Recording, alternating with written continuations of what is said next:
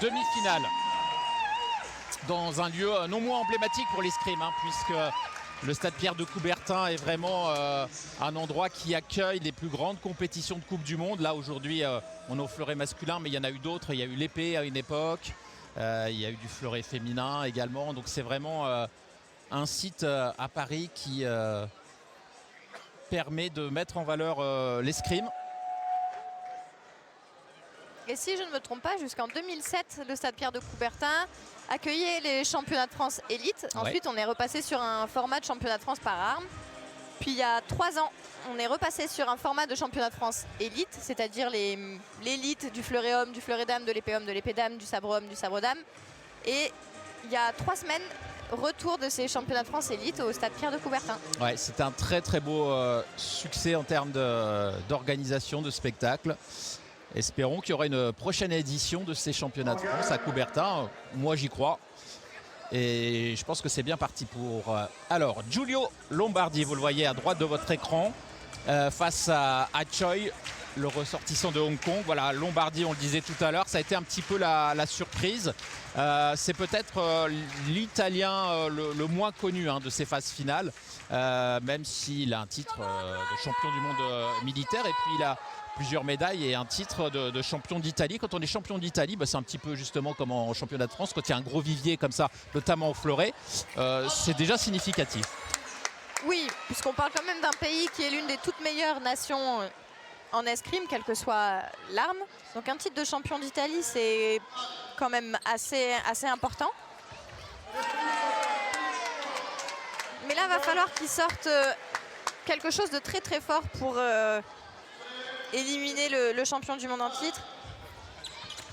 On parle de 2 hommes qui l'année dernière n'avaient fait pas une super compétition ici. Tous les deux s'étaient inclinés au tableau de 64. Donc pour tous les deux, il y aura beaucoup de points qui vont s'ajouter à leur classement mondial.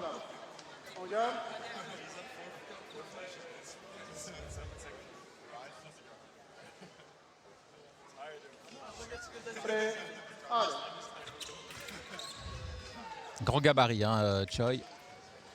Mais c'est pas tellement le gabarit qui importe au fleuret. À l'épée, c'est un petit peu plus important. Au fleuret, compte tenu de la convention, vous pouvez être d'un gabarit un peu plus petit et pas forcément être désavantagé, parce que la surface aussi à toucher est plus petite. Engage. Prêt, allez. Alt, attaque, non. Alors, Giulio Lombardi, il sanctionnera toujours des erreurs comme celle-ci. C'est-à-dire que là, Choi est parti beaucoup trop vite sur les jambes sans être prêt au niveau de la main. Giulio Lombardi, pointe devant, il est juste venu casser la distance et laisser la pointe sur cible. Ça, c'est quelque chose qu'il maîtrise vraiment à la perfection. Donc, il va falloir que Choi soit très très vigilant sur ses attaques, à ne pas confondre la priorité entre ses mains et ses jambes. Sa main et ses jambes. Et ouais, c'est une des clés du succès au fleuret notamment. C'est vrai dans toutes les armes. Allez, 2 petites longueurs d'avance, 3-1 pour Choi.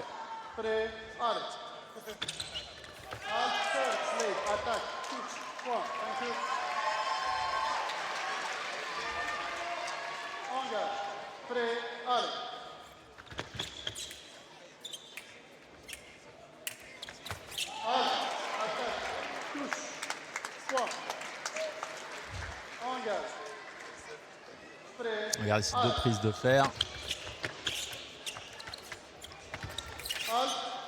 Allez, c'est non valable.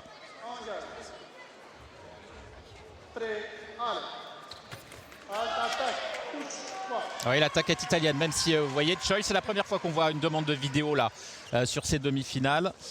Mais va demander à l'arbitre de revisionner en mode ralenti cette action. Et nous, on va la revoir. Je vous laisse la commenter, Célia. Là, c'est un plan un petit peu serré, difficile de se prononcer.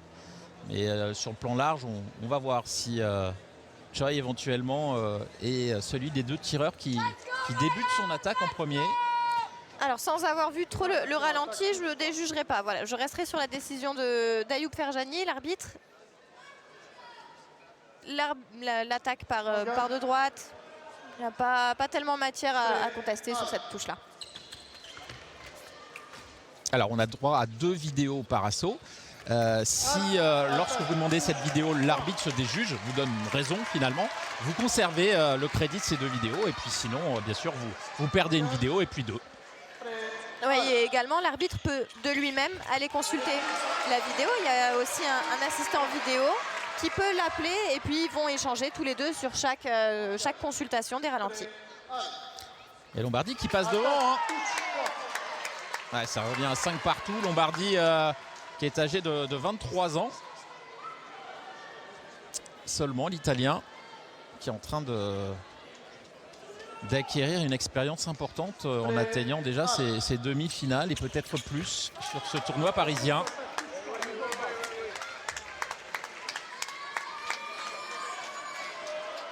Face à lui, Ryan Choi est plus expérimenté de son âge, 28 ans, il est encore jeune évidemment, mais il a plus d'années d'expérience également dans l'équipe nationale, donc plus de matchs. Attaque non valable, non match. Les tireurs de Hong Kong qui feront partie aussi de ceux qu'il faudra surveiller demain dans le tournoi par équipe. Prêt, allez. Oui, parce qu'avec un champion du monde et un double champion olympique en titre dans la même équipe, il ne faut pas les laisser de côté. Demain, ce sera 15h30 pour la petite finale. Et la grande finale sera à suivre juste après. Ouais, la remise est non valable. Il faut rappeler que vous n'avez pas le droit de vous protéger volontairement aussi avec votre bras armé. Sinon, c'est carton, ou même avec le masque, en penchant la tête vers l'avant. Et les arbitres sont très vigilants là-dessus. Oui, pour plusieurs raisons. D'abord, une raison de sécurité. Pas prendre de coups sur une surface qui serait exposée. Et également parce qu'en fait, ça empêche son adversaire de venir riposter ou attaquer, en tout cas toucher sur une surface qui initialement est valable. Et bien là, la riposte, elle est bel et bien valable. Et Choi qui reprend les devants, 7-6. Et la remise. Elle est belle la remise. Hein. Regardez, ça ne touche pas et c'est maintenant que ça va toucher. Il faut effectuer une pression de 500 grammes sur la pointe du fleuret pour pouvoir allumer l'appareil. Mais cette fois, la vidéo, elle est demandée par Lombardi. Alors, on va essayer de revoir cette action. L'arbitre a rejoint l'arbitre vidéo. Alors, là, on ne verra pas parce que voilà, c'est peut-être un peu tard pour juger, mais moi j'ai l'impression que voilà, il va pas se déjuger l'arbitre. Et ça fait 10-6.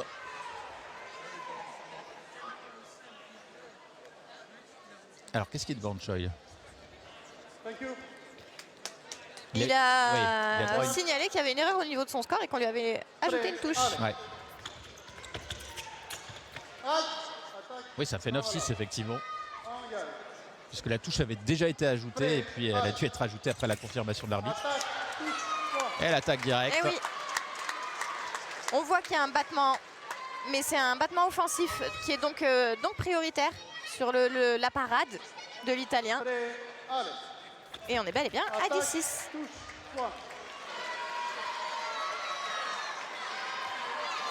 Alors là, il faut qu'il fasse attention, Giulio Lombardi, parce qu'il termine avec le bras vraiment très court. Et ça donne un peu une sensation de j'ai pas vraiment fait une attaque. Ouais.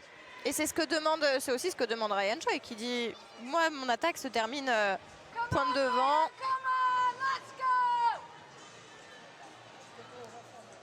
On parlait tout à l'heure de Gregory Koenig, mais qui a fait un énorme travail depuis qu'il a rejoint Hong Kong. Lui qui a été tireur à l'INSEP, tireur de l'équipe de France, qui a fait un long parcours. Et depuis qu'il a rejoint Hong Kong, on voit des ressortissants de ce petit pays sur les plus hautes marches des podiums internationaux en escrime. On voit vraiment l'excellence de l'escrime française avec tous les entraîneurs qui sont expatriés et leur travail qui paye vraiment dans beaucoup de pays. Preuve que l'escrime française est quand même une escrime très appréciée et très demandée. Allez, 1 minute 35 à disputer encore. Et une seule lampe. On a vu le petit bond là de Lombardi. Mais il était touché déjà.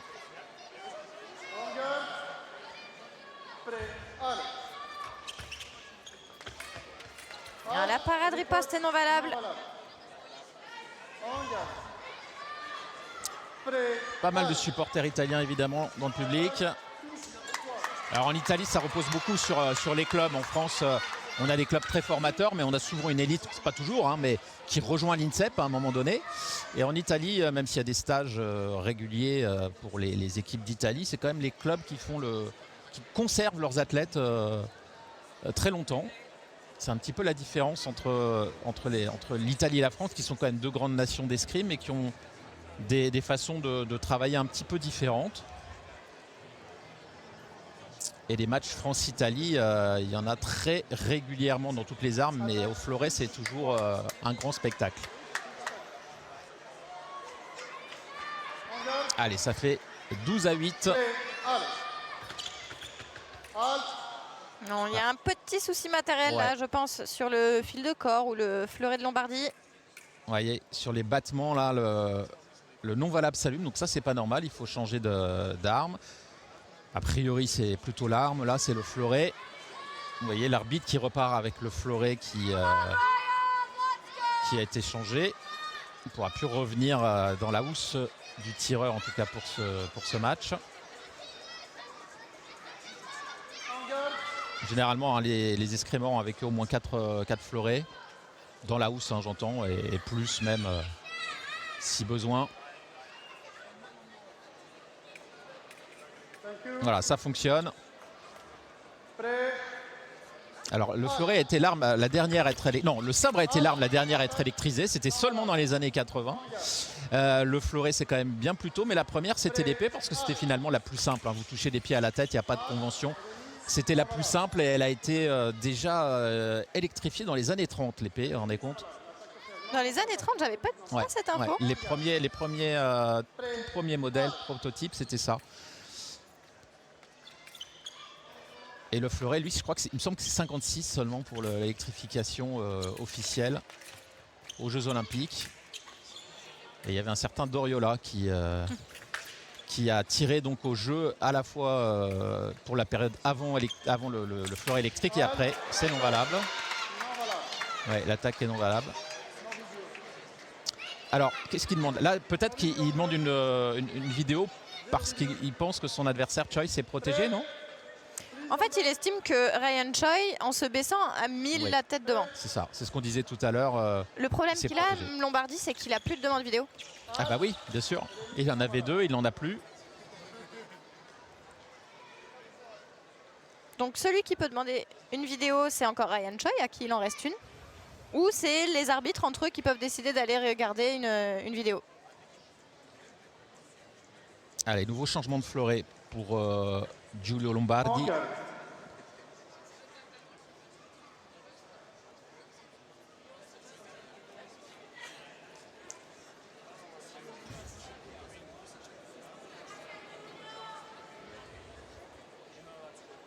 Et vous voyez que le fleuret, c'est une arme rectangulaire, d'où le fait d'une flexibilité assez importante de la lame. À l'épée, elle est triangulaire. Et elle est un peu plus rigide. Attaque de droite. Ryan Choi a refusé l'effort sur cette attaque. Il a vraiment bâclé entre guillemets sa défense en faisant un petit bonhomme. Donc petit bonhomme, c'est le fait de descendre sur ses jambes. Je pense qu'il y avait meilleure solution, se mettre hors distance, reculer, puisqu'il avait encore plusieurs mètres derrière lui.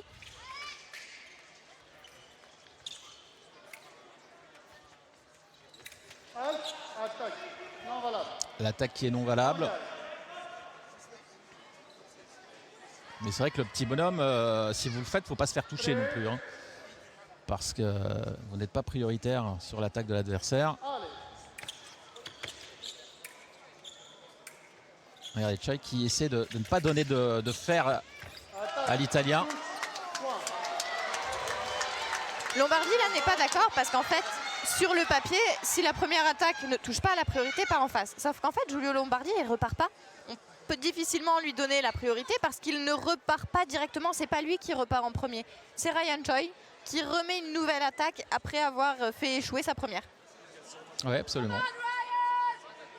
Et ça fait 13-9.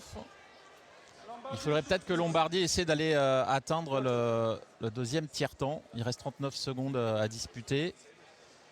Je pense qu'il aurait peut-être besoin un petit peu de coaching pour remettre les choses en place. Choi, lui, va avoir envie d'en terminer. Hein.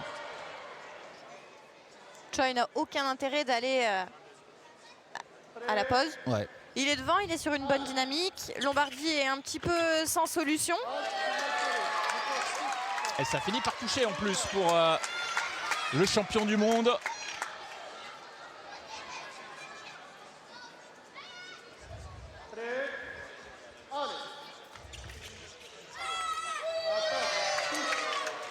Ouais, oui, bien sûr.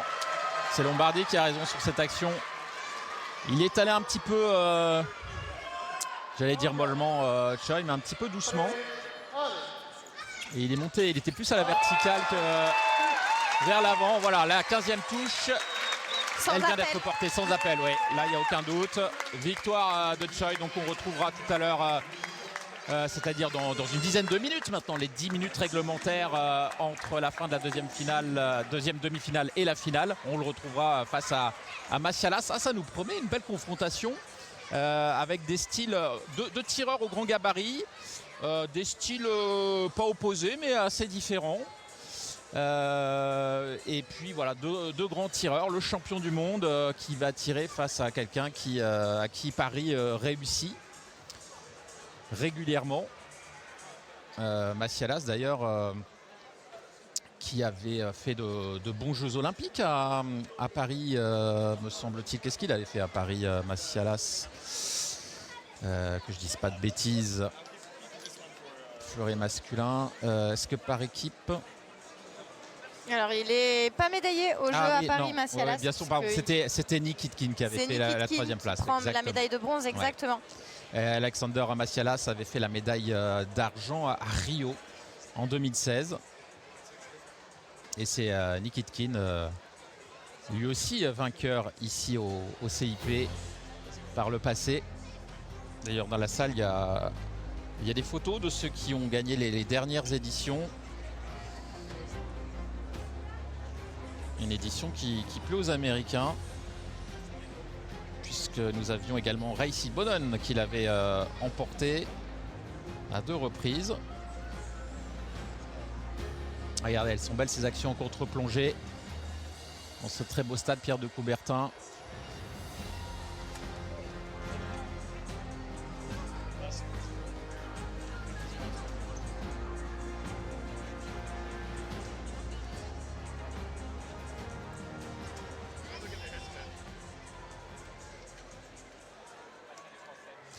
Alors on va profiter de cette petite pause pour revoir tout d'abord